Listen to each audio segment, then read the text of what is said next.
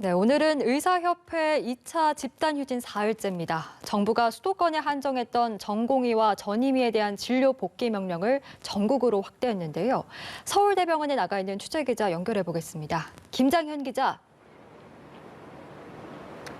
네, 서울대병원에 나와 있습니다. 정부가 오늘 오전 10시를 기해 무기한 집단휴진을 하고 있는 전공의와 전임의에 내려진 업무 개시 명령을 전국으로 확대했습니다.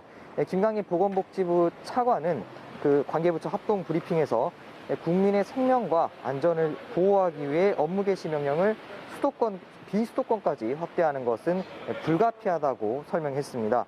정부는 그제 수도권 소재 수련병원에 근무 중인 전공의와 전임의에게 업무 개시 명령을 이미 내렸는데요. 20개 병원의 응급실, 중환자실 전공의 가운데 휴진한 358명에게는 개별적으로 업무 개시 명령서까지 발부했습니다. 특히 정부는 진료국 복귀를 거부한 응급실 전공의 10명을 오늘 오전 서울지방경찰청에 고발했습니다. 정부는 코로나19의 엄중한 상황을 고려해 하루빨리 진료 현장으로 복귀하라고 촉구하고 있는데요. 그러면서 업무 개시 명령서의 송달을 방해하거나 명령 불응을 교사 또는 방조할 경우에는 형사처벌 대상이 될 수 있다고 강조했습니다. 경찰은 업무 개시 명령 위반, 그리고 동료 의사의 업무 복귀 방해, 그리고 가짜뉴스 유포 등에 대해 법과 원칙에 따라 단호하게 대응하겠다고 했는데요. 또 관련 고발장이 들어오면 최대한 신속하게 수사해 엄정하게 사법 처리하겠다고 밝혔습니다. 네, 그런데 의사협회는 정부의 고발 조치에 반발하며 무기한 파업도 불사하겠다는 입장을 밝혔다면서요. 네, 그렇습니다. 그 의사협회는 정부의 강경 조치에 반발하고 있습니다. 최대집 의협회장은 오늘 정부의 전공의 고발 조치 이후 서울지방경찰청 앞에서 기자회견을 열고 고발은 가혹한 탄압이고 잘못된 판단이라고 주장했습니다. 최 회장은 그러면서 직권남용으로 복지부 간부들을 고발하는 방안도 검토 중이라고 말했는데요.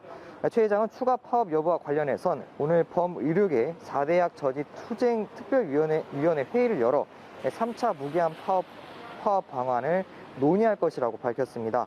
앞서 최 회장은 페이스북을 통해 단 한 사람의 회원이라도 피해를 입는다면 13만 명의 모든 의사가 무기한 총파업에 돌입하겠다고 밝혔습니다.